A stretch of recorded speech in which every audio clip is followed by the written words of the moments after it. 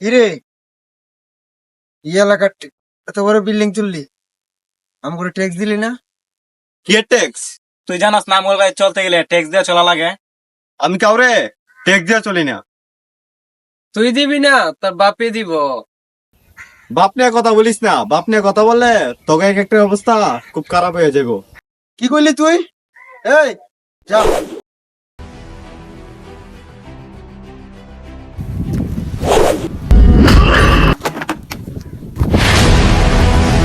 যা।